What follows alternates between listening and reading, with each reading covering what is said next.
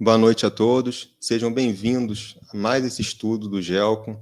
Nós fazemos parte do Centro Espírita Luz e Verdade, é um centro espírita situado no bairro de Campo Grande, na cidade do Rio de Janeiro, e nós fazemos parte do GELCO, que é o Grupo de Estudo dos Livros da Codificação.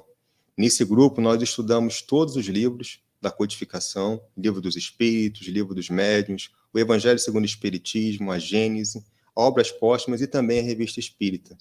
E hoje nós contamos com a participação especial, muito querida, do nosso amigo Renato, que aceitou o convite para estar aqui conosco. O Renato é um dos coordenadores, né, da Revista Espírita, e esse estudo acontece presencialmente aos domingos na nossa casa, às 10h30. Esse canal aqui que a gente está, ele é dedicado ao estudo do livro Obras Póstumas, mas todos os outros livros podem ser achados através de pesquisa no YouTube, você digitando lá Gelco Selvi, como também... Estão falando que o som está duplicado. Como também, ver se melhorou. Se vocês puderem dar o retorno que se melhorou. Melhorou? Como também, a gente vai colocar o link aqui para poder acessar os demais estudos. Tá? A dinâmica do estudo consiste na leitura da página inicial, depois a gente faz uma oração, aí a gente vai abordar o tema do estudo, que hoje é a fotografia e telegrafia do pensamento, depois a gente faz a prece final. Tá? O som tá bom? Tá legal? Tá. Então, vamos lá. Vou fazer aqui a leitura. Para eles ainda está duplicado. Então, eu vou colocar aqui para você fazer a leitura, Luciano, se você puder, enquanto eu vou tentando acertar o meu som, tá bom?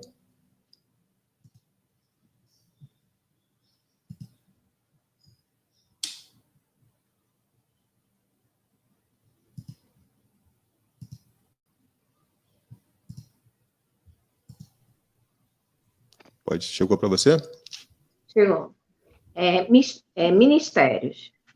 Cada um administra aos outros o dom como recebeu, como bons despenseiros da multiforme graça de Deus.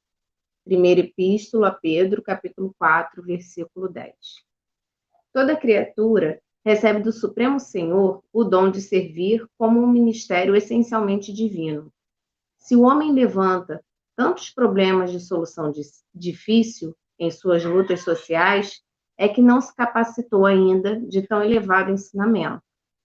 O quadro da evolução terrestre apresenta divisão entre os que denominais magnatas e proletários, porquanto, de modo geral, não se entendeu até agora no mundo a dignidade do trabalho honesto, por mais humilde que seja. É imprescindível haja sempre profissionais de limpeza pública, desbravadores de terras insalubres, chefes de fábricas, trabalhadores de imprensa. Os homens não compreenderam ainda que a oportunidade de cooperar nos trabalhos da terra transforma-os em despenseiros da graça de Deus. Chegará, contudo, a época em que todos se sentirão ricos. A noção de capitalista e operário estará renovada. Entender-se-ão ambos como eficientes servidores do Altíssimo. O jardineiro sentirá que o seu ministério é irmão da tarefa confiada ao gerente da usina. Cada qual ministrará os bens recebidos do Pai na sua própria esfera de ação, sem a ideia egoística de ganhar para enriquecer na terra, mas de servir com proveito para enriquecer em Deus.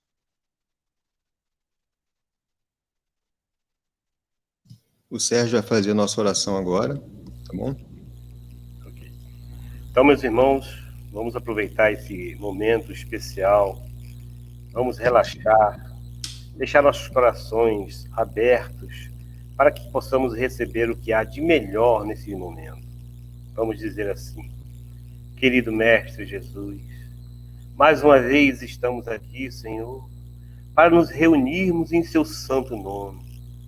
Obrigado, Jesus, por esta noite maravilhosa, onde estamos aqui, Jesus, de corações abertos, a querer aprender mais um pouquinho, para que possamos, cada dia que passe, Senhor, desenvolver esta fé raciocinada, dentro dos teus princípios morais, dentro dos princípios do amor, da sabedoria, dentro dos princípios dos bons espíritos, que tanto nos ajudam, nos elevam. Obrigado, Jesus. pela luz que ilumina o nosso planeta.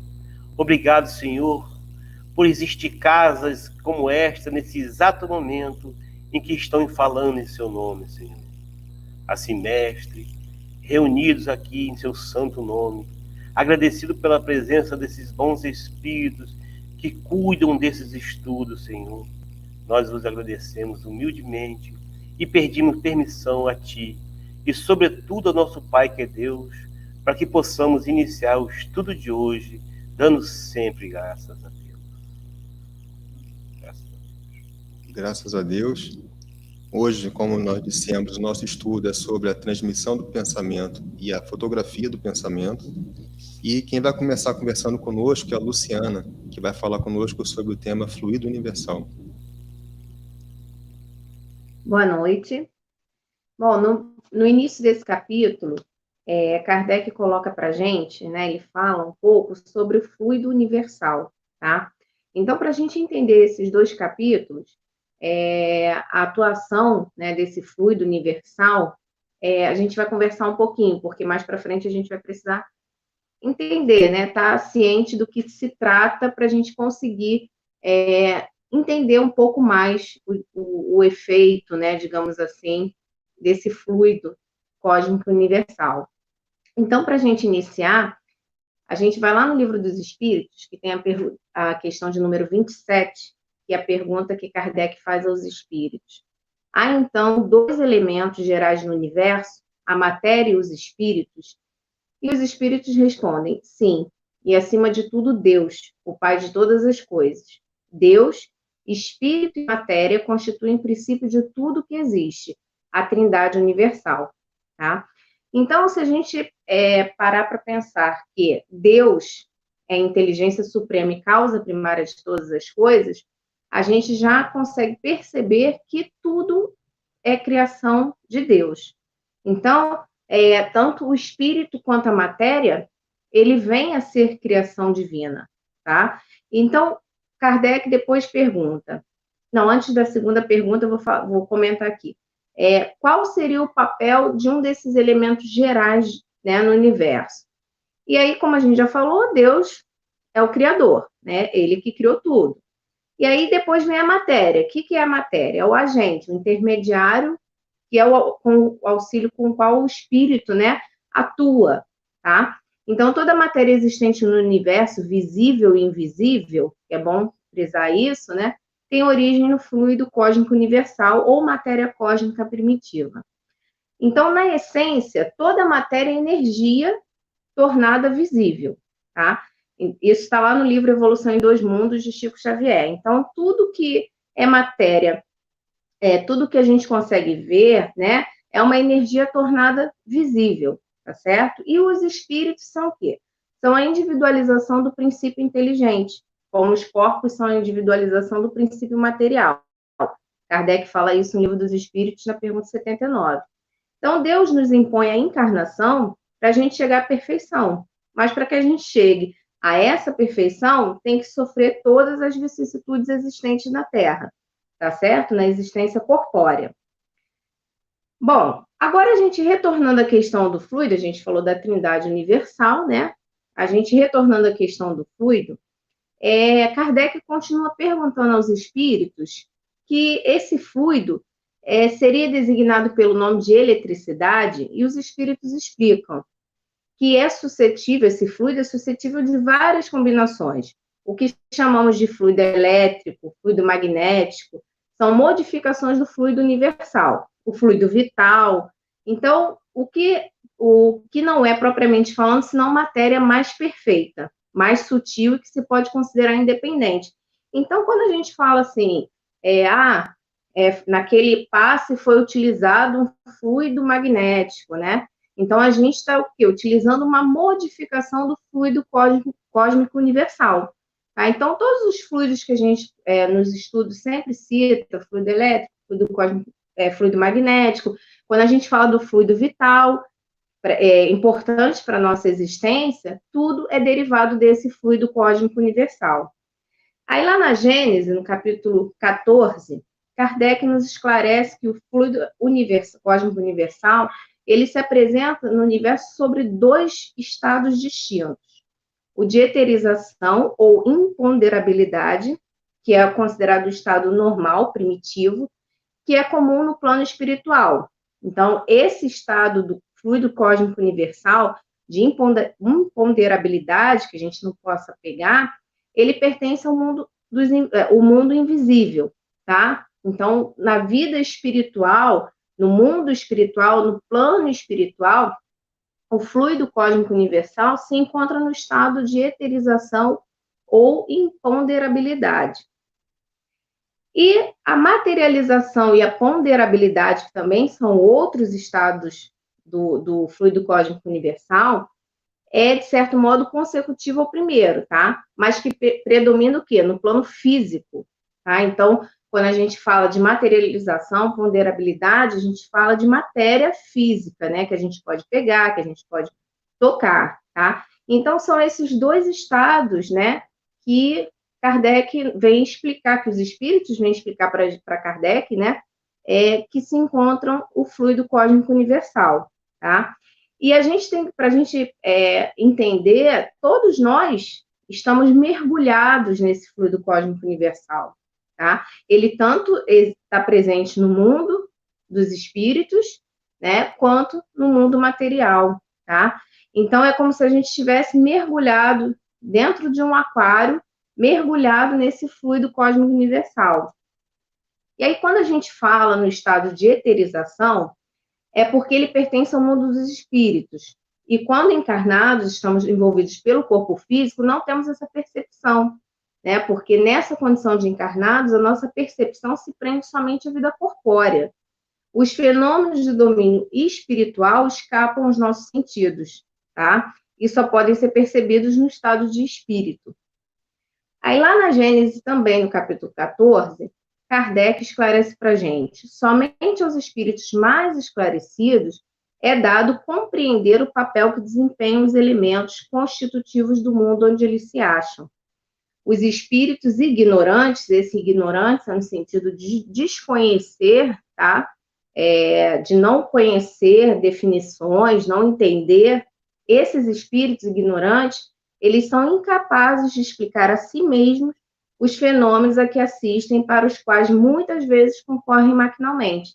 Então, nesse ponto aí, o que Kardec traz para a gente? Que nem tudo é dado a gente conhecer, né? Existem muitos pontos que a gente ainda se questiona muita coisa, se pergunta muita coisa. Mas, aos espíritos mais esclarecidos, eles compreendem perfeitamente, tá? Os elementos que constituem esse universo que eles vivem. E já mais com os ignorantes, né, eles são incapazes de explicar a si mesmos o que acontece. Então, às vezes, eles podem até perceber um fenômeno, perceber algo, mas eles não conseguem. É como se eles estivessem desencarnados. A gente pode se remeter ao livro Nosso Lar, né?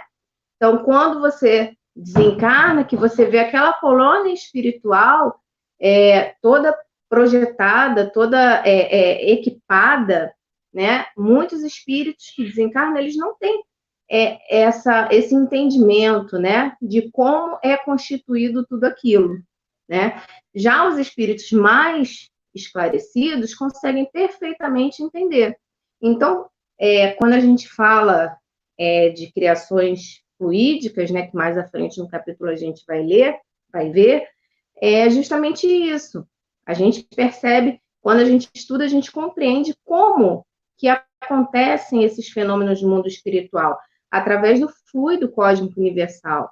Então, toda a criação fluídica, você tem a presença do fluido cósmico universal, tá?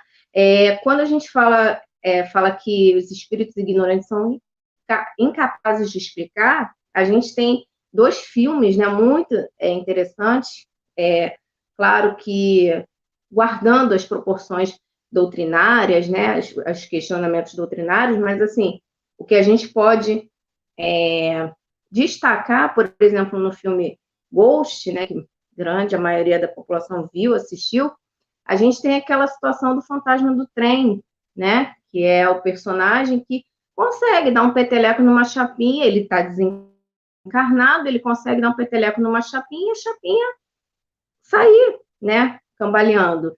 E aí, quando ele é questionado pelo outro personagem, como é que você consegue fazer isso? Ele fala, eu não sei. Eu só sei que eu tenho a vontade e faço.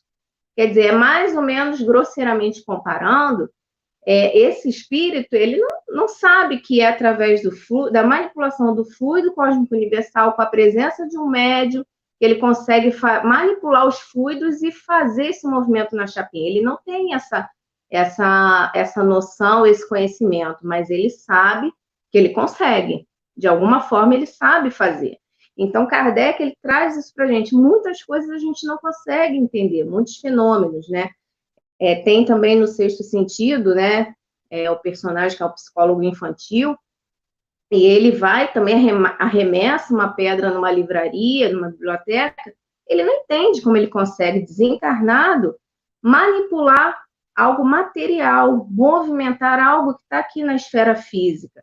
Então, assim, essa questão de manipulação dos fluidos, ele não sabe. Ele só sabe que pela vontade ele vai e faz.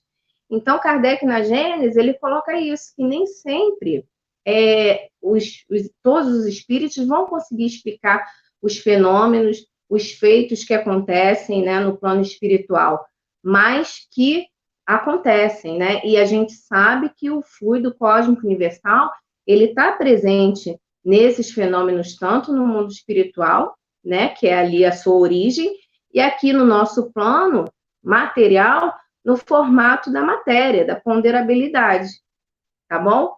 Eu não sei, eu estou meio perdida no tempo, não sei nem quantos minutos eu já falei, mas é basicamente esse o início, tá? Para a gente tentar entender o fluido cósmico universal, e a gente perceber que também é uma criação de Deus, tá? E é através dele que a gente consegue manipular os fluidos, tá? Seja ele magnético, seja o fluido elétrico, é através desse fluido cósmico universal que no mundo espiritual ele está no estado de imponderabilidade, tá? E quando a gente está aqui no mundo, né, da matéria, ele já está no estado de ponderabilidade, tá bom?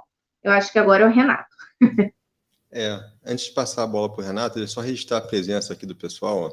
A Ana Cláudia está conosco, a Sofia Ferreira, boa noite. A Débora Coutinho, boa noite, lave as mãos. José Costa, a Silvia Andrade, Solange Guimarães, aqui foi do som, a Alex está com a gente também, a Glória, a Luciana Jordão está com a gente, a Sônia Guimarães, o Diogo Laranja, o Edson Costa e a Glória Costa. Sejam todos bem-vindos, tá? A participação de vocês é sempre muito bem-vinda. Se tiverem alguma dúvida, aproveita que o Renato está aí, que vai responder todas as questões, tá bom? E agora vamos passar a palavra para esse querido amigo, que vai conversar com a gente sobre o perispírito. Gente, boa noite a todas. Primeiro, eu não posso deixar de perder um tempinho para agradecer aos colegas aí, a esses 3 amigos, né, especiais, são pessoas do meu convivência pessoal que a gente gosta muito. Então, quando o convite surgiu, a gente, vamos lá, vamos atrapalhar o estudo deles, né? Já que é para bagunçar, vamos bagunçar o estudo deles. Bagunçar o estudo de amigos é sempre mais fácil, né? Porque eles não vão ficar com raiva da gente. Vamos lá, quando a Luciana falou algumas coisas bem interessantes, principalmente que quando esses filmes, principalmente a maioria deles, Ghost, por exemplo, veio para o cinema, poucas coisas a gente sabia, a doutrina espírita era pouquíssima divulgada, né? Pouco se conhecia da doutrina espírita. Hoje nós temos vários filmes, né? A nível nacional, não estou nem falando a nível internacional. E eu lembro quando você fala ali da vontade, porque é talvez o grande pulo do gato, né? Da questão do fluido cósmico, como a espiritualidade trabalha, como nós fazemos muitas coisas que a gente nem sabe que faz, mas que a gente usa a nossa vontade como essa ferramenta. Eu lembro quando eu ouvi falar de perispírito a primeira vez na minha vida, eu falei, gente, eu tinha acabado de entrar numa casa espírita, eu falei, cara, não estou nem entendendo o espírito, eles já estão me vindo com um tal de perispírito. Eu falei, cara, não entendi nem o negócio do espírito ainda, mas vamos lá. Que era algo fluídico, uma ligação entre a matéria e o espírito. E aí Kardec cita, se eu não me engano, né, cita com certeza o exemplo do perisperma na semente, né, como um exemplo para a gente. E assim a gente vai começando a ficar curioso. E a gente busca estudo aqui, busca estudo ali, quer ler, entender um pouquinho. E vinha várias definições, né? Eu até separei algumas: invólucro semimaterial do espírito, bonito, né? Laço intermediário entre o espírito e a matéria, né? E aí, uma vez, depois já de bons anos, com todas essas ideias técnicas na cabeça, eu assisto uma palestra de uma irmãzinha nossa, de uma outra casa, com seus 80 anos quase, e ela falando sobre o perispírito. E ela falou, e no final você vê que todo mundo que estava na assistência boiava, né, um pouquinho com a história do perispírito.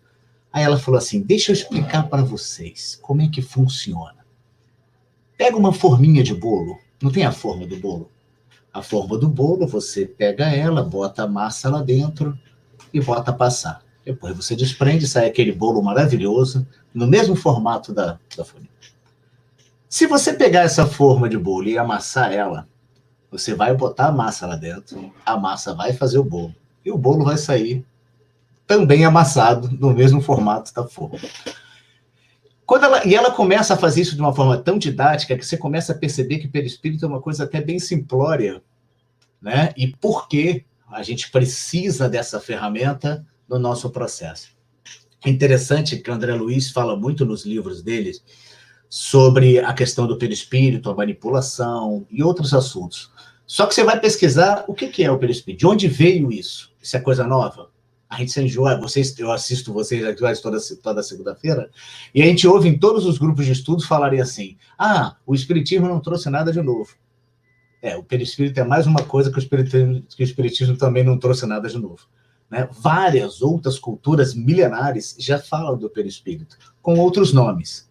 Né? Eu até fui pesquisando alguns que a gente já tinha ouvido falar: egípcios, indianos, os ocultistas, né? Até Paulo, o apóstolo Paulo, em um momento ele chama de corpo celeste. Né? Tem uma passagem onde ele fala no Evangelho de um corpo celeste, algo além do nosso corpo material. E olha que ele não fala na questão espiritual, mas ele fala da questão do corpo celeste. Então, quando ele fala que esse laço, esse perisperma, esse perispírito é um laço intermediário entre a matéria, aí você fica perguntando: para que eu tenho que ter isso?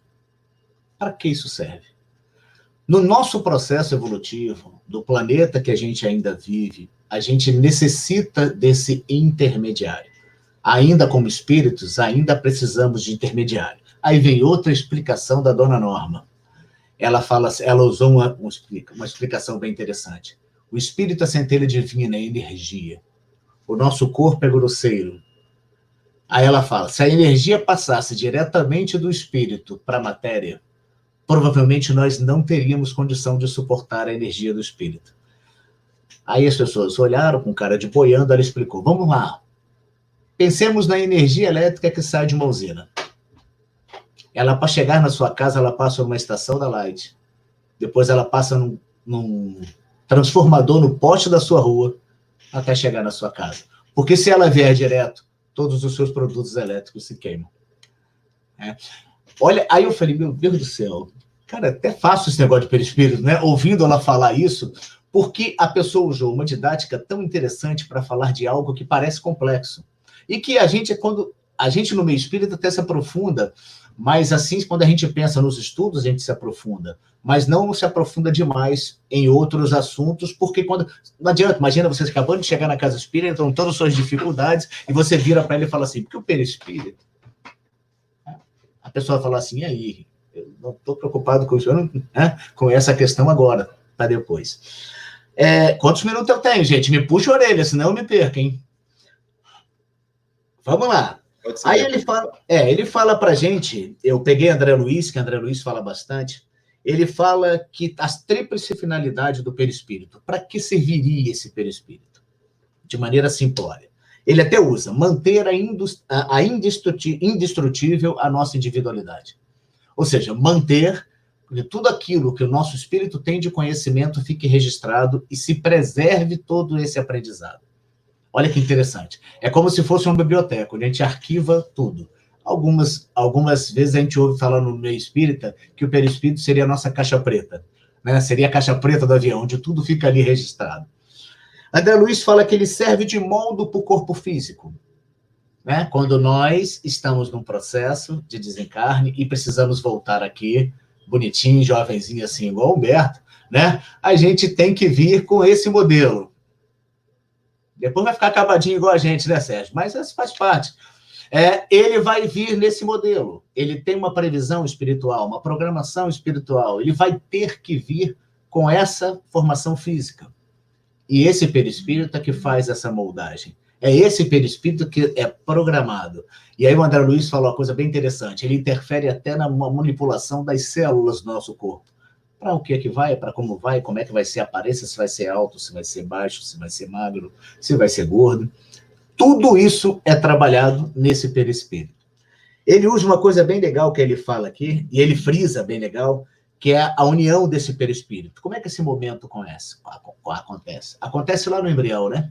Lá no momento da fecundação, lá no momento da união do espírito com o embrião, esse perispírito já está ali, já está fixado ali. É ele que faz todo o processo de moldagem daquele corpinho que vai sendo gerado. Aí, infelizmente, nessa encarnação, só a Luciana teve esse privilégio, a gente não teve. E que esse corpinho que vai sendo gerado ali, vai sendo gerado nessa programação espiritual, por esse perispírito. É interessante que ele fala de uma coisa, que para que serve esse perispírito? Eu achei legal quando o André Luiz fala isso. O corpo manda para o perispírito as suas sensações. O perispírito manda para o espírito, que faz uma análise de tudo aquilo que o corpo físico está vivendo. Olha que interessante. E funciona em mão dupla. O espírito manda para o perispírito, que devolve para o corpo para transformar em ação. É bem legal quando ele fala de uma... porque fica... É como se você quer intermediário, é real. Esse é o termo. Ele é um intermediário, ele é um assessor do espírito, né, em todo esse processo. Ó, velho, anota tudo, não tem tecnologia, não. Vamos lá. Ele fala da natureza. Vou terminar rápido aqui, prometo. Que o perispírito está de acordo com o grau evolutivo. É até falado pela a Luciana, né? O espírito interfere nessa formação espiritual, na classificação desse perispírito. Os espíritos mais adiantados costumam ter um perispírito mais sutil, mais leve, mais delicado, que não é o nosso caso. O nosso perispírito pesa muito, né? É pesado, é grosseiro, porque esse é o nosso processo evolutivo. O nosso objetivo aqui também é com que esse processo seja feito e que o nosso perispírito se torne algo mais delicado, mais sensível, né? Como vários outros espíritos. E a gente percebe isso nitidamente em algumas literaturas, quando fala assim, você está, né? Você tá pesado, você está assim, é isso. Quer dizer, o nosso perispírito emana energia, e essa energia que a gente emana, muitas vezes, é pesada ou é sutil. Depende muito daquilo que falou. Eu vou passar, porque senão eu vou extrapolar. Eu sei que eu tenho até 8h50 para falar à vontade, mas eu vou passar a bola. Obrigado, Renato. Então, agora a gente falou de fluido universal, de perispírito, e agora a gente vai falar da vontade, né? Associando o fluido universal, o perispírito, isso que a gente está aprendendo aqui. Aí eu vou passar para a Luciana, que vai conversar conosco sobre a vontade. Bom, então, a gente vai falar do poder da vontade no direcionamento e na manipulação dos fluidos, tá? Então, a gente, para dar um início, né, nessa questão, a gente pode pensar assim, vai ficar redundante, né? Mas a questão, como o pensamento pode influenciar os fluidos, né? E aí a gente, poxa, como que o meu pensamento pode influenciar os fluidos? O que a gente poderia dizer que seriam os fluidos? A gente pode substituir pela palavra energia, né? Porque às vezes a gente, como eu falei no estudo anterior, a gente usa essa terminologia de fluidos porque na época de Kardec não existia essa palavra energia, né? Então, assim, a gente fala, isso aí veio da época da Revolução Industrial, né? Que aí sim começou a se falar de energia. Mas se a gente substituir por energia, não está alterando em nada o significado. Então, de que forma, né, o meu pensamento pode influenciar essa energia, né? Através da vontade, direcionada, né? Pelo pensamento. Então, ele pode ser bom, ele enviará bons fluidos. Sendo maus pensamentos, enviará maus fluidos. Boas energias, energias mais, tá certo?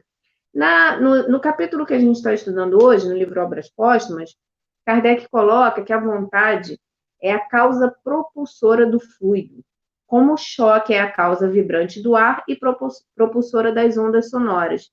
Então, para que eu consiga manipular, para que eu consiga direcionar o meu fluido, é preciso o quê? A vontade. Para que eu gosto muito de dar o exemplo do passe, que eu acho que é um exemplo bem comum, né? Tanto para quem só frequenta uma casa espírita, quanto para quem estuda. Então, quando eu estou lá aplicando o passe, que eu estou doando energia, né? O meu pensamento tem que estar direcionado àquilo, né? Então, assim, o que vai dar sentido, dar significado àquele fluido, àquela energia, é o meu pensamento, tá certo? Então, das qualidades particulares de cada fluido, resulta uma espécie de harmonia, né, ou desconforto entre eles. Uma tendência, eles têm uma tendência a se unirem ou a se evitarem, uma atração ou uma repulsão. Então, se eu tô com bons pensamentos, estou emanando bons fluidos, eu vou estar o quê? Em harmonia com quem também tenha, né, aqueles fluidos. Caso eu esteja, né, me direcionando a alguém com os fluidos completamente, com aquela energia completamente diferente da minha, eu vou sentir um desconforto, tá? Então, assim, isso a gente vê no nosso dia a dia. Às vezes você vai e pergunta, bom dia, tudo bem? Por educação, e a pessoa já vem com um monte de problema, né? Então, assim, você tá ali, né, numa boa, tal, e aquela pessoa vem pesada, né? Isso é comum, né? E isso, gente, não tem nada de misterioso, não. Isso aí são fluidos, energias que estão no ar, que estão vibrando, que estão sendo emitidas, emanadas, que estão sendo trocadas, tá? Então, os pensamentos atraem pensamentos da mesma natureza. E os fluidos atraem fluidos similares, tá certo? Aí, na revista espírita, né? E o Renato está aí presente, ele pode até, se quiser explicar melhor, tem uma questão assim: qual é, pois, o meio de se subtrair a influência dos maus fluidos, tá certo? E aí Kardec explica, né, que esse meio resulta da própria causa que produz o mal. Quando a gente reconhece um alimento que é ruim, né, que é nocivo à saúde, o que a gente faz? Substitui, não é isso? A gente olha e fala, não, esse cheiro aqui desse alimento não está legal, vou trocar. Não vou comer isso não, vou pegar outra coisa. E a mesma coisa são os fluidos, né? Como que eu faço para subtrair, para tirar essa influência desses maus fluidos?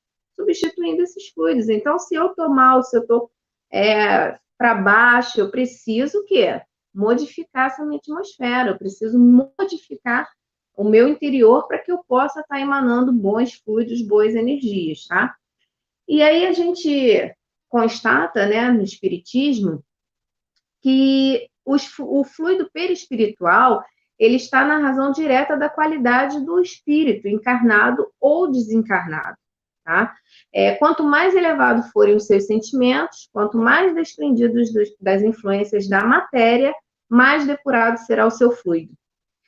Conforme os pensamentos que o dominam, o encarnado irradia fluidos impregnados desses mesmos pensamentos que o viciam ou os saneiam. Fluidos realmente materiais, embora impalpáveis, invisíveis aos olhos do corpo, mas perceptíveis pelos sentidos perispirituais e visíveis pelos olhos da alma, pois impressionam fisicamente e simulam aparências muito diferentes para os que são dotados de visão espiritual. Então, a gente aqui, quando fala, né, que quanto mais depurado, quanto mais elevado será o seu fluido, né, e quanto mais material, né, mais materializado aquele espírito, ele vai estar rodeado de fluidos, né, que viciam, Então, o que Kardec quer explicar para a gente? Que muitas doenças físicas, né, que nós temos, é porque nós não conseguimos ainda conviver, se depurar, dominar os maus pensamentos, né? Porque pensamento é criação, né? Quando a gente fala de criação fluídica, o pensamento é uma criação. Então, quanto mais eu estou impregnada desses fluidos, o meu corpo, com certeza, também estará impregnado. Então, muitas doenças físicas são por quê? Porque nós, né, estamos banhados nesses fluidos ruins, né, e que ainda não nos depuramos, tá certo?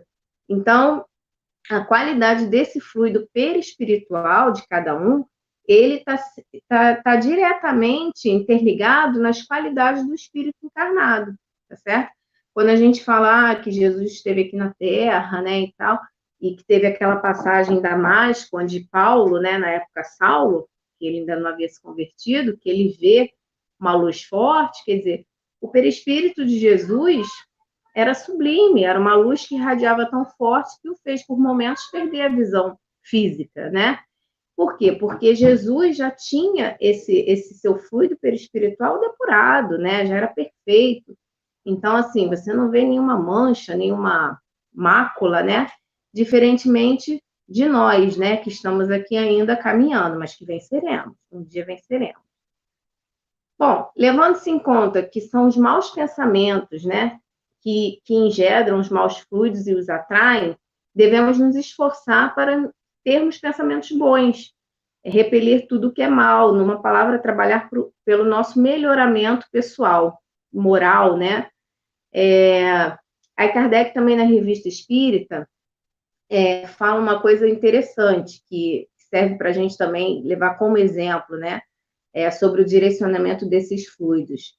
Quando estamos numa palestra, onde estão reunidas várias pessoas com seus pensamentos diversos, os fluidos ambientes, eles serão salutares ou não, conforme o pensamento dominante ali. Então, nós, espíritas, quando estamos assistindo uma palestra, um estudo, estamos numa reunião, o que vai predominar ali, né, serão os pensamentos dominantes, que eles podem ser bons ou maus, tá certo? Então, muitas vezes a pessoa está ali assistindo a palestra, mas está com um pensamento totalmente errado, equivocado, e aí acaba influenciando quem está ali desprevenido, tá? E para finalizar esse tópico, Kardec coloca assim: quem quer que traga consigo pensamento de ódio, de inveja, de ciúmes, de orgulho, de egoísmo, de animosidade, de cupidez, de falsidade, de hipocrisia, de maledicência, numa palavra, de pensamentos escolhidos na fonte das más paixões, espalhe em torno de si eflúvios fluídicos malsãos, que reagem sobre os que os cercam. Ao contrário, numa assembleia em que cada um trouxesse sentimentos de bondade, de caridade, de humildade, de devotamento desinteressado, de benevolência e de amor ao próximo, o ar é impregnado de emanações salutares, em meio às quais se sente viver mais à vontade. Então, gente, aqui ele fala muito da questão da reforma íntima, né? Da questão da gente também se auto-analisar, né? Até que ponto no ambiente eu estou contribuindo para que aquela atmosfera fluídica seja boa, né? Até que ponto as minhas atitudes, os meus pensamentos, a minha vontade, ela está sendo direcionada para o caminho certo, direcionada para o bem, para o amor ao próximo. Então, às vezes, a gente esquece que o pensamento, ele cria, né? Então, assim, no momento que eu pensei, eu criei. E é importante a gente ter isso sempre em mente, que às vezes fala, meu pensamento ninguém vê. Besteira, bobagem, né? O meu colega dali, ele pode, se está encarnado, não pode ver, mas os espíritos, sim, sabem o nosso pensamento. Sabem como? Através do fluido cósmico universal, porque não chega para ele através de adivinhação, né? Chega para ele através do fluido cósmico universal, que é o fluido que está em todo o plano espiritual, que está também no plano material. claro, em formas distintas, em estados distintos. Mas é essa a importância da gente, né, se resguardar, da gente entender o poder da vontade. Seja para a gente estar sendo assistido, estar assistindo uma palestra, estar no trabalho, estar em qualquer local, no seu seio familiar, e seja também quando nós estamos sendo assistidos, né? Nós estamos no lugar de ser paciente, quando a gente está fazendo um tratamento de cura, quando a gente está precisando, né, de um tratamento, a gente também tem que entender que os fluidos, para que eles cheguem até nós temos que estar receptivos, né? Não adianta só falar assim, não, eu fui lá fazer um tratamento, ficou com a cabeça cheia de pensamento ruim, ficou desejando só coisas ruins. Então, a vontade, ela tem que estar alinhada com a qualidade do seu fluido, né? Não adianta eu estar desejando coisas ruins, né? E achar que eu vou fazer um tratamento e vou ficar boa. Não, tem que também tratar a questão da mente, do pensamento. E é isso, tá bom? Obrigado, Luciana. A gente vai passar de novo para o Renato, que vai conversar conosco agora sobre as criações fluídicas do pensamento. Uma das coisas quando a Luciana está falando que a gente fica prestando atenção, nesse momento que a gente está vivendo, na pandemia, né, a gente está muito preocupado com a imunidade baixa do corpo físico, mas poucas vezes estamos percebendo a nossa imunidade baixa na questão espiritual. Né? Nós cuidamos do corpo físico, nos preservamos do corpo físico, mas estamos muitas vezes nos esquecendo de nos preservar espiritualmente, né? Mantendo a nossa vibração positiva, mantendo nossos pensamentos positivos. É difícil, não é fácil, mas tem formas, né?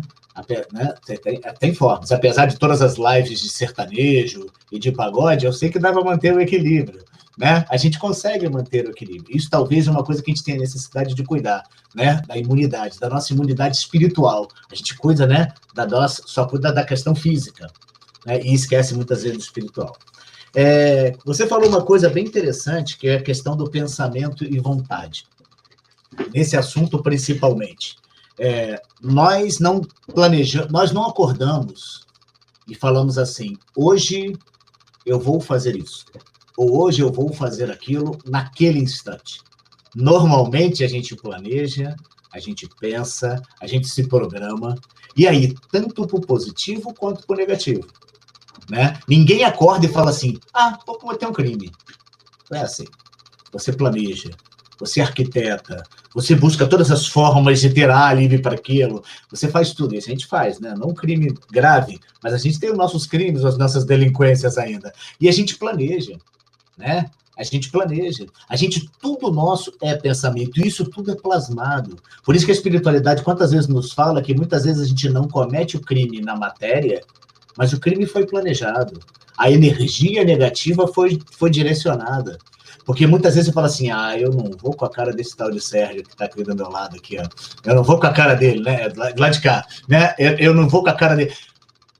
Mas você pensa isso, não vou fazer nada com o Sérgio, porque eu sou um cara legal, não vai pegar mal para mim, né? Eu sou espírita lá do céu, como é que eu vou fazer uma maldade com o Sérgio? Mas eu planejo, eu penso, eu desejo. E muitas vezes a gente esquece que isso se transforma em energia, isso manipula fluidos, isso está aí ao nosso redor. Né? E esse nosso perispírito é esse conjunto disso tudo. É um conjunto de todos os momentos positivos, um conjunto de todos os momentos negativos, e isso a gente vai criando em torno de nós uma atmosfera que a gente não consegue perceber, como disse a Luciana também, né? A gente escondo do Humberto, da Luciana e do Sérgio, eu consigo esconder. Mas eu não consigo esconder da espiritualidade. E aí a gente não entende por que de tanto processo obsessivo. Aí você olha assim, nossa, mas aquele rapaz com aquele jeito tão tranquilo, como pode estar passando por um processo obsessivo? A gente não conhece o espírito na sua integralidade. A gente não conhece quem é ele na sua essência. E aí, muitas vezes, você não consegue entender por que está passando por tantas coisas complicadas. Né? Porque essa energia está ali. Mas vamos passar para lá. Vamos seguindo lá. Nessa manipulação dos fluidos, né? Quando ele fala eu achei legal demais essa questão da fotografia espiritual, né? Que a gente foi pesquisar um pouquinho para tentar entender. E aí abrange não só tudo isso que a gente registra em nós, como até na questão perispiritual, nas manifestações mediúnicas, nas aparições materializadas, nas vidências, tudo isso faz parte da fotografia. E aí você começa a entender o que seria essa manipulação dos fluidos. Só os espíritos superiores manipulam os fluidos? Não. Infelizmente, não. A manipulação dos fluidos é feita por qualquer um. Qualquer espírito que tem esse conhecimento, seja positivo ou negativo, faz essa manipulação. O que os espíritos superiores têm em vantagem é que eles conseguem ter um acesso maior a muitas coisas que o outro não tem. Mas ele tem essa capacidade de manipular os fluidos, né? O que é, muitas vezes, um processo obsessivo? Manipulação de fluidos. Na maioria das vezes, é direcionamento de energia para o outro, né? O obsessor não vai lá e bota o pé na tua frente para você cair. O obsessor não vai lá e... Ele vai te manipulando, né? Espiritualmente, todo aquele fluido ao seu redor, transformando a sua energia em algo negativo, né? A Luciana falou, nossa, quem de nós já não passou por essa experiência, né? De cair na asneira de dentro do transporte público, perguntar para quem está do lado, tudo bem? Acabou, né? A gente que mora em Campo Grande trabalha no centro da cidade, então vai passar 1 hora de fluido negativo daqui até chegar no centro da cidade, né? Porque isso é muito sério. E parece brincadeira, mas a gente tem que fazer esse saneamento dessas energias, né? Cuidar dessas energias. Uma coisa que eu achei interessante na fotografia, no estudo da fotografia espiritual, é a questão da materialização do espírito, da forma com que o espírito se apresenta, como ele se torna visível. A gente tem alguns nomes bem claros assim na doutrina espírita. Todo mundo fala da Joana com a aparência de uma freira, todo mundo fala de Emmanuel com aquela figura de um senador romano, todo mundo fala da Sheila, que quando não é aparência especial, mas é um cheiro de perfume, né? Em algumas manifestações mediúnicas, as pessoas falam que aonde a Sheila se apresenta, sente-se no ar o cheiro de rosas, de flores, de perfume. Então, quer dizer, isso tudo faz parte dessa manipulação de fluidos. Porque eu, Renato, Humberto, Sérgio, Luciano, já tivemos várias encarnações e várias aparências. Várias estruturas físicas diferentes umas das outras. E por que Emmanuel precisa aparecer daquela forma? Por que ele diz, né? Ele explica o porquê no livro da 2K2000 anos, que essa foi a encarnação que mais marcou a sua existência, porque foi aquela onde ele teve a oportunidade de estar frente a frente com Jesus e não aproveitou a oportunidade como deveria. E por isso aquilo marcou ele, né? Então ele precisa aparecer daquele jeito. Mas isso não impede que ele apareça para a gente na figura de um índio. Não impede que ele se apresente na figura de um padre. Quem conhece as obras do André Luiz, acho que quase em todas as obras do André Luiz tem um padre, né, vestido de batina, que se apresenta assim na espiritualidade. E aí você vê como ele consegue aparentar aquilo ali, ele veste aquela aparência porque é necessário que eu o veja dessa forma. Normalmente o espírito, quando faz essa aparência, faz para agradar o outro lado, que para ele tanto faz a vestimenta que ele está usando. Será que a gente realmente acredita que Emmanuel tem alguma preferência pela sua aparência? Não. Mas ele sabe que é necessário, foi necessário em alguns momentos que ele aparecesse daquela forma. Dessa mesma forma, a gente consegue perceber na fotografia espiritual uma coisa bem interessante, que são registros que a gente traz. Vamos dizer, eu perdi num acidente qualquer dessa encarnação, eu perdi metade do meu braço. E eu preciso me apresentar numa reunião pública porque a minha esposa está lá. E eu quero mandar uma mensagem, ela é evidente. E muitas vezes, para dar veracidade até aquela mensagem, eu me apresento para um médium vidente, também espiritualmente, faltando uma parte do meu braço. Para que dê veracidade àquela situação. Não quer dizer que eu, como espírito, não esteja com o meu braço. Só que eu manipulo os fluidos de forma que eu aparente não ter o braço para que isso torne fácil o reconhecimento. E assim uma cicatriz, e assim uma deformidade. Eu até notei algumas coisas aqui, vestimentas, né, amputações, coisas desse tipo que a gente precisa deixar visível para que se reconheça aquele espírito, né? Vou dizer um exemplo bem claro. Jesus, quando se apresenta para Tomé e mostra a mão furada, quer dizer que ele ainda estava perispiritualmente com a mão furada? Lógico que não.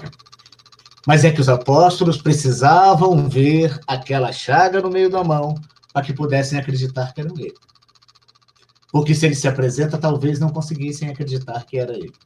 Até Jesus se manipulou o seu fluido, naquele momento, para que se tornasse visível a sua chaga. Para que aqueles que estavam ali, né, apesar de tudo que já tinham vivido com ele, ainda tinham dúvidas, ainda tinham incertezas, né? Isso serve de consolo para a gente, né? Também temos o nosso direito de ter nossas incertezas e medos ainda, porque esse é o nosso processo evolutivo. Quando eu falei do Emmanuel, e aí eu vou aproveitar, porque muitas vezes a gente percebe determinado preconceito, muitas vezes, que a gente tem até com a determinada aparência do espírito, né? E aí, muitas vezes, a gente vê que conhecimento e intelectualidade não tem nada a ver com aparência. Moralidade não tem nada a ver com aparência. Que eu digo aos nossos engravatados, né? Não tem nada a ver com aparência. Nada a ver com aparência. E aí, muitas vezes, a gente destila um determinado preconceito pela aparência A ou pela aparência B. A gente tem algum preconceito pela limitação da aparência perispiritual se ele se apresenta de maneira humilde, ou se ele se apresenta na figura de uns irmãos dos nossos cultos afros usam o preto velho, né? E muitas vezes aquele espírito ali vai chegar com uma mensagem extremamente edificante, mas a gente cria barreiras, mas ele precisa se apresentar daquela forma, porque aquelas pessoas que ali estão querem receber dessa forma. Você imagina no terreiro de um bando de candomblé se aparece o Emmanuel de toga romana. Olha que complicação. Até para ele, não vai ter receptividade. Nos livros do André Luiz, quantas vezes ele fala que num processo obsessivo, quando ele precisava orientar alguém que aqui foi um católico na última existência, o espírito se molda perispiritualmente para que ele veja na figura de um padre. Por quê? Porque a receptividade vai ser mais fácil. Então, para a gente é importante ainda que o espírito manipule, e é isso que ele faz quando usa do fluido cósmico universal, essa capacidade de se moldar na aparência que for necessário. E aí entra o problema que a Luciana falou. Infelizmente, pensamento, perispírito, transparência. A gente não consegue enganar, a gente não consegue esconder da espiritualidade nada daquilo que a gente pensa, nada daquilo porque não tem jeito. Estamos mergulhados numa só energia. Quando você pensa, quando você idealiza alguma coisa, aquilo já é lançado. Mesmo que você não coloque aquilo em prática, mas a ideia foi lançada. Só é importante que a gente lembre que a ideia é negativa e positiva. Senão parece que a gente só manda a energia negativa, né? A gente manda uma energia positiva. Né? Umas vezes a gente ouviu uma senhorinha falando também que no final, quando chegarmos na espiritualidade, um grande vídeo da nossa vida vai passar. Eu tenho pavor dessa ideia. Eu espero que censurem o meu filme, porque vai ser trágico, né? Mas por quê? Porque vai estar ali registrado tudo aquilo que nós lançamos nesse fluido cósmico universal. Tudo aquilo que a gente plasmou em pensamentos e ideias vai ali estar. Mas isso é ruim? Não, isso é o momento da transparência, né? É o momento onde a gente precisa realmente ver o positivo e o negativo para conseguir alcançar um equilíbrio. Então, a fotografia do que a gente foi pesquisando é essa capacidade que o espírito tem, e aí independe, do mesmo jeito que um espírito pode se apresentar em uma figura angelical, ele também pode apresentar uma figura distorcida, deformada, para causar pavor. Porque aquilo causa terror, aquilo causa pavor. E é essa a intenção dele, eu não estou na intenção de causar camaria. Então, eu muitas vezes vou perispiritualmente me preparar, moldar o meu perispírito de forma que eu cause o terror que eu desejo.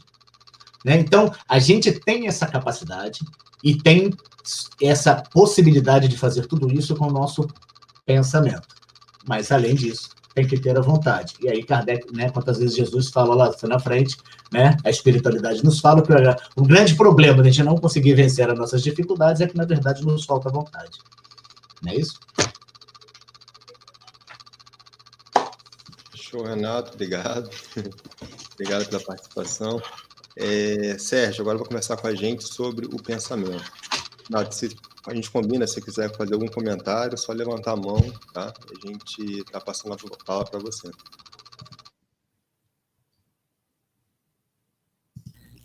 um pouco do poder do pensamento, né?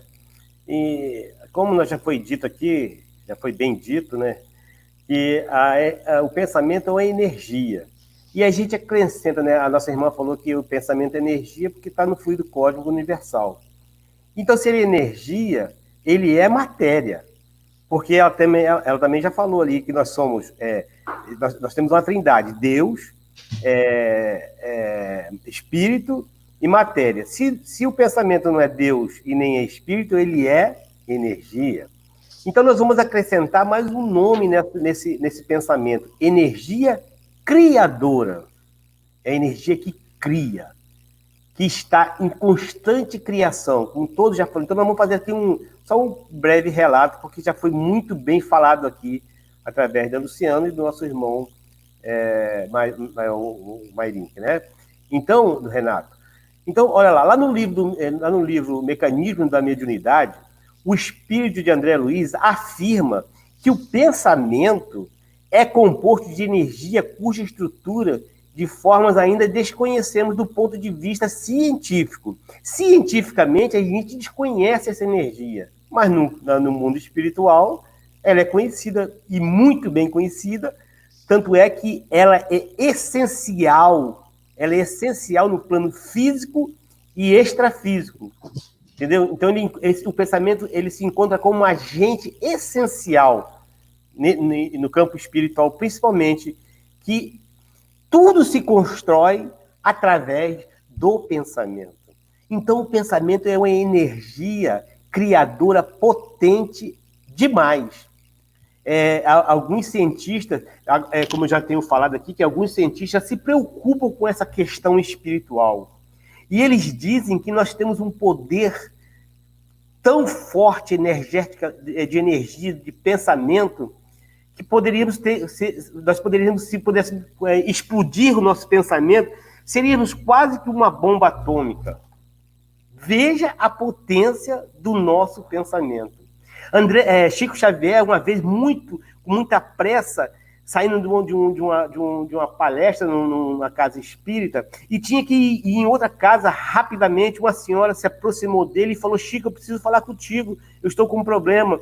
Aí Chico falou: minha irmã, eu estou atrasadíssimo, eu tenho outro trabalho, eu tenho outra palestra urgente para fazer, outra hora eu te atendo. Eu falei: não, mas Chico, eu estou passando um problema, minha amiga, mas agora eu não posso. Aquele jeitinho carinhoso, né, muito carinhoso do Chico. Aí Emmanuel também com aquele jeitinho carinhoso, né: Chico, aonde você vai? Atende essa moça. Aí Chico parou, aí ele ouviu a moça, a senhora falou os problemas, Chico falou uma meia dúzia de palavras que já levou ali uma alegria, um consolo para aquela senhora. Ela agradeceu muito a ele, falou: olha, então depois a gente conversa mais. Ela: tá bom, Chico, já foi ótimo, muito obrigado. E aí Chico saiu junto com o Emmanuel. Aí Emmanuel falou: Chico, dá uma paradinha. Ele falou: mas eu estou atrasado. Dá uma paradinha. Olha para trás e olha o que essa pessoa está pensando para você. Quando o Chico olhou, viu aquele monte de luzes de várias cores, aquelas luzes cheias de energias boas vindo ao seu encontro. Aí Emmanuel falou: imagina se você não tivesse parado, Chico. Qual o tipo de energia que ela teria, qual o tipo de pensamento que ela estaria te emanando? Então vejamos nós a potência do pensamento. Os cientistas chegaram ao ponto de dizer que nosso pensamento é tão poderoso que, se reuníssemos numa bomba, é como se fosse uma bomba atômica. Tanta energia que tem o pensamento. E às vezes a gente não usa essa energia para o devido fim, não é mesmo? Então nós temos que cuidar do pensamento. O pensamento é algo que nós temos que cuidar muito. É fácil? Não. A doutrina espírita diz que é fácil? Alguém aí alguma vez ouviu falar que na doutrina espírita é muito fácil mudar o pensamento? Não é. Não é uma encarnação que nós vamos mudar. E foi dito aqui, muito bem falado, que às vezes a gente pensa em cometer algum mal para o Sérgio. Você falou para mim, né? Agora eu vou falar para você, Renato. Às vezes a gente pensa em cometer vou passar rasteira no Renato. Eu vou passar rasteira no Renato. Mas aí, como eu tenho um pouquinho de conhecimento, eu falo: não, quer saber de uma coisa? Eu não vou fazer isso, não. Eu tenho que perdoar ele, eu tenho que mudar meu pensamento. E olha que bacana a doutrina, os bons espíritos, os imortais, os espíritos superiores nos falam que isso já é um progresso, meu irmão. Então fiquem felizes. Não está tudo perdido. Estamos em desenvolvimento. Somos espíritos que estamos desenvolvendo o que há de melhor na nossa essência. Quando a Luciana falou que nós somos espíritos, perispírito e matéria, hoje, né? Mas o nosso espírito é a centelha de Deus. Quando Deus nos criou, Ele colocou o DNA dele no nosso espírito. Ele colocou uma programação para que nós chegássemos à perfeição. Então, quando a gente pensa em algo ruim e não comete esse ato, já é uma evolução. Mas claro, irmãos, claro, evidente, que temos que trabalhar mais, cada vez mais.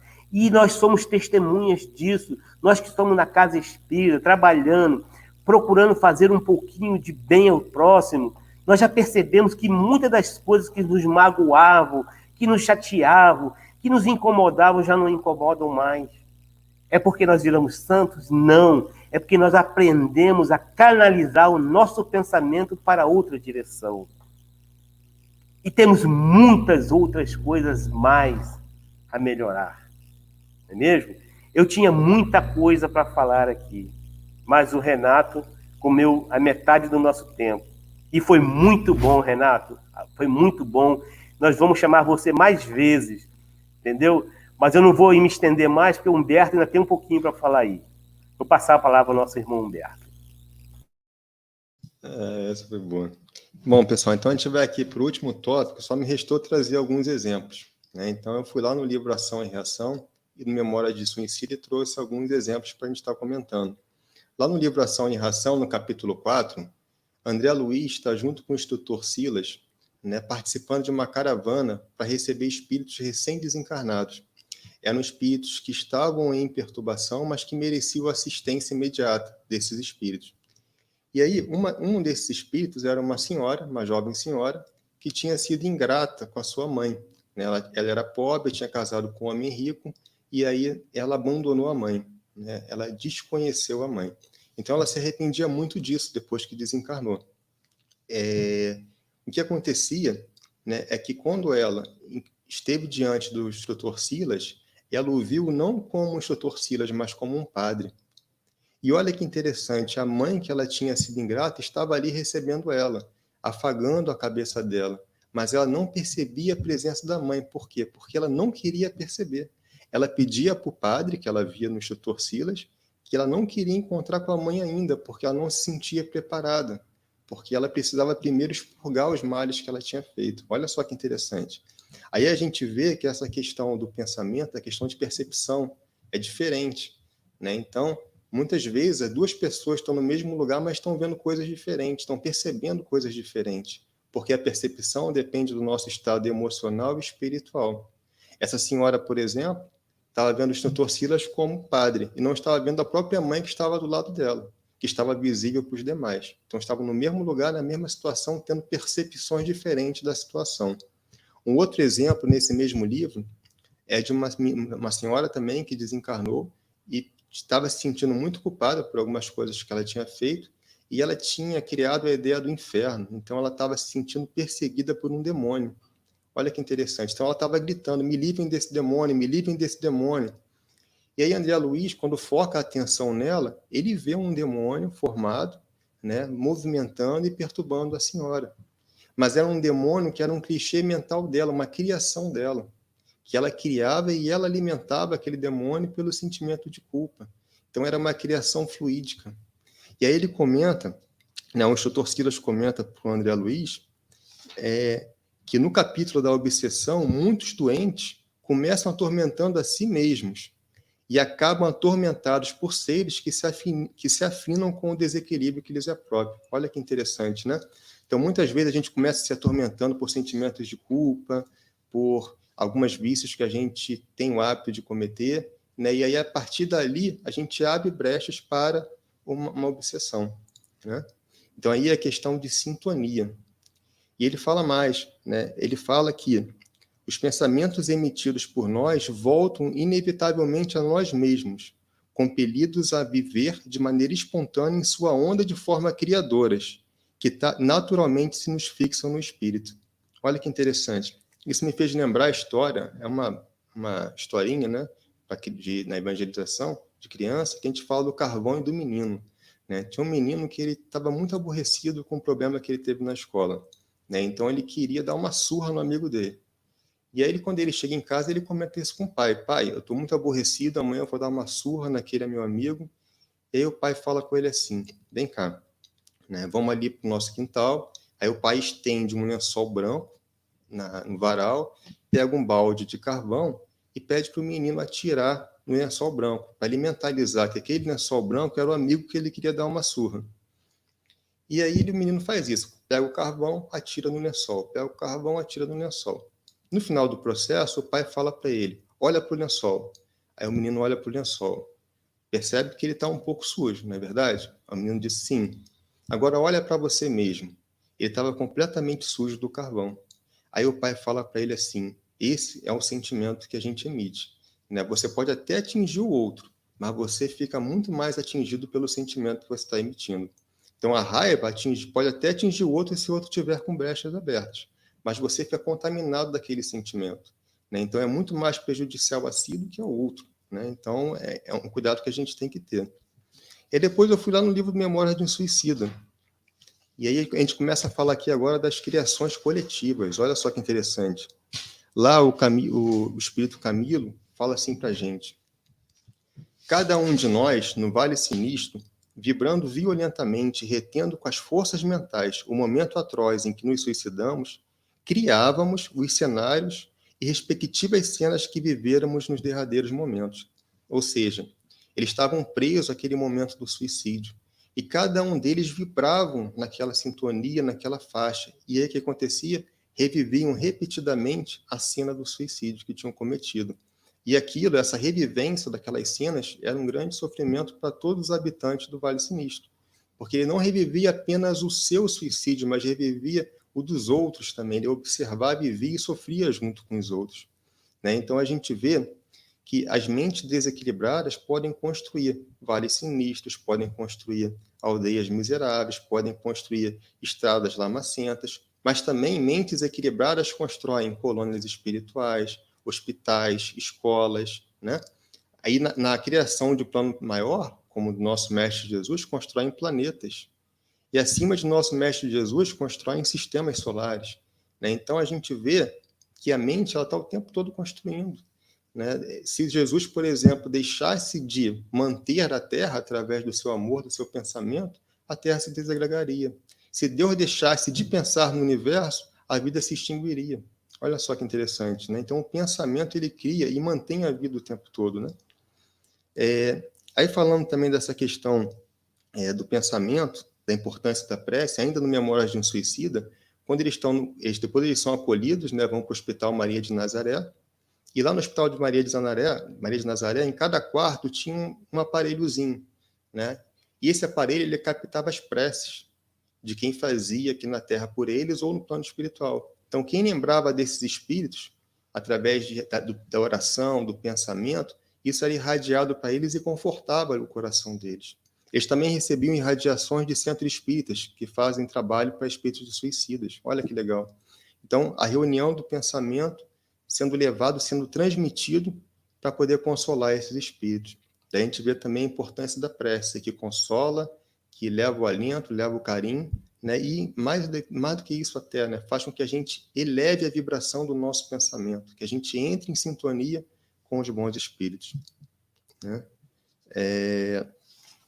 E aí, para terminar, só mais um exemplo aqui, da nossa hora, os próprios Jerônimo, e depois ele sente vontade de visitar a família na Terra, desobedecendo até as recomendações dos instrutores, porque ele não estava preparado para isso ainda. E ele vai, e ele encontra com o filho numa cela, estava preso o filho dele. E aí, ao se aproximar do filho, ele quer entender o que aconteceu com a família dele, que a família dele estava destruída. Né? Cada um tinha ido para um canto, passando por sofrimentos, e ele queria entender o que tinha acontecido. Ao se aproximar do filho, ele faz questionamentos mentais para o filho. E o filho, sem perceber o que estava acontecendo, começa a fazer uma catarse, começa a se lembrar de tudo que aconteceu desde que o pai tinha cometido o suicídio. Então, isso é mais comum do que a gente pode imaginar. Às vezes, um espírito se aproxima de nós e a gente começa a relembrar alguns fatos, achando que é coisa da nossa memória apenas, mas a gente nem sequer percebe que está sob a influenciação de um espírito, né? Então, a gente vê essa questão da comunicação. E para ele, para o Jerônimo, é como se o filho dele estivesse falando em voz alta. Olha só que interessante, né? Ele percebia como se ele estivesse falando normal. Todas as cenas estavam sendo revividas ali e ele estava percebendo, estava observando. Bom, e qual é a conclusão que a gente chega de todo esse estudo, né? Se nós estamos imersos no fluido cósmico universal e se o pensamento é a transmissão, se o fluido cósmico universal é o meio de transmissão do pensamento, significa que nós estamos imersos no pensamento de Deus. E se nós estamos imersos no pensamento de Deus, né, é questão de sintonia. Por quê?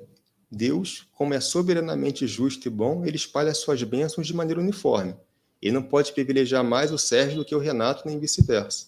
Então, as bênçãos de Deus estão espalhadas pelo universo de maneira uniforme, né? E a gente está imerso nesse sentimento de Deus, nesse pensamento de Deus.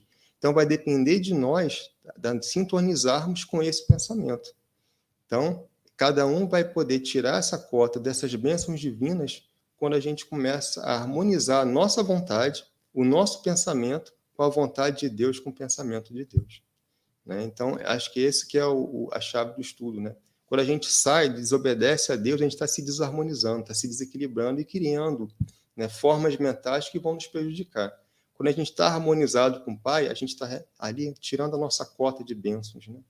Então, acho que é isso que é o estudo, a chave aqui, né? Vocês querem comentar alguma coisa? Renato, Luciano, Sérgio? Fala, Sérgio. Queria falar um negócio rápido aí, que tudo que nós estamos falando é a forma pensamento, né? Que o nosso pensamento é uma forma. E um exemplo simples da nossa vida cotidiana, assim, por exemplo, você quer construir uma casinha, você se casou, quer construir uma família e quer construir uma casinha. Aí você começa a imaginar aquela casinha. Aquela casinha vai ter um telhadozinho colonial, vai ter uma varandinha, vai ter 2 quartos, vou pintá-la toda de azul, o portãozinho de branco, o muro de branco, o portãozinho vai ser de madeira.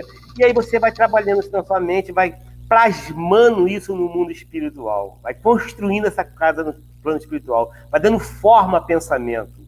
E quando a gente é pego de surpresa, principalmente a gente que tem um pouquinho mais de idade, né, Renato?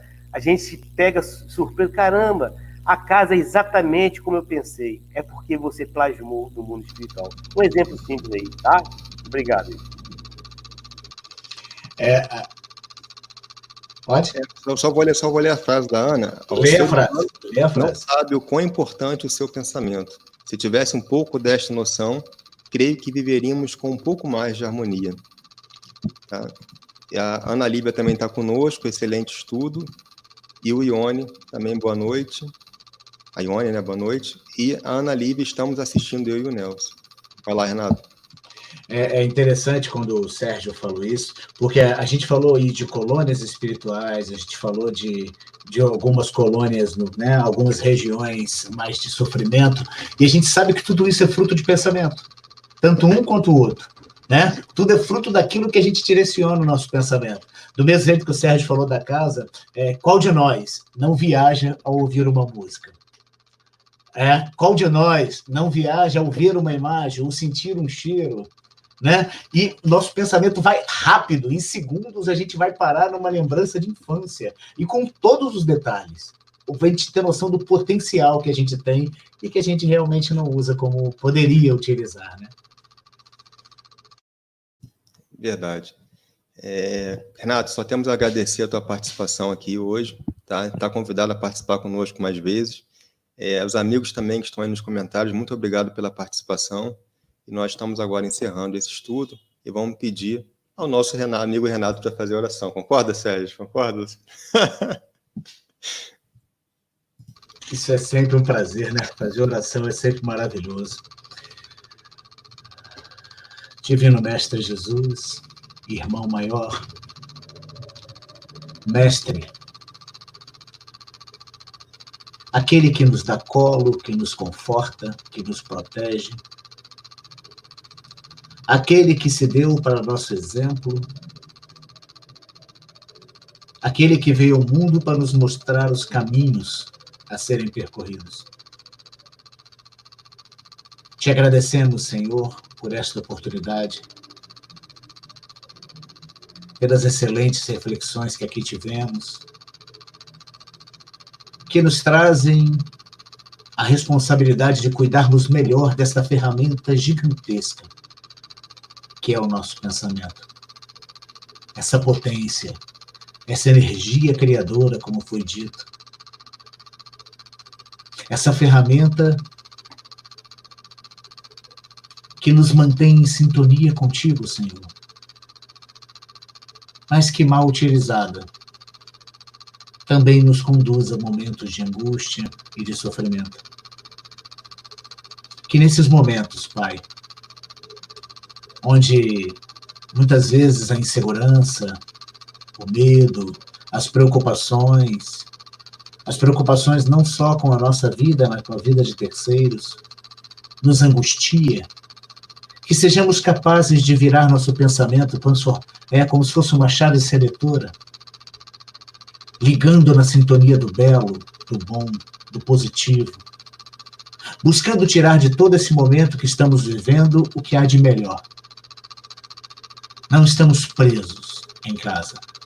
Estamos desfrutando da maravilha de estar ao lado dos nossos entes queridos, de estar dentro do nosso aconchego familiar.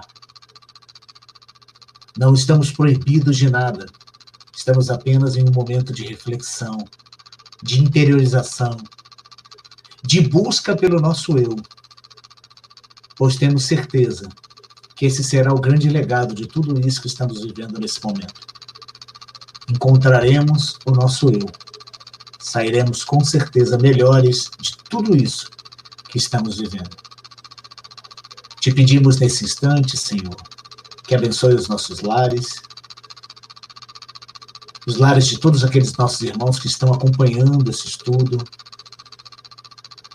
que esse pensamento uniforme nesse instante, todos nós pensando no lindo e no belo, numa bela imagem da natureza, num pássaro a cantar, numa flor, num cachorrinho, num gatinho, em tudo que é belo.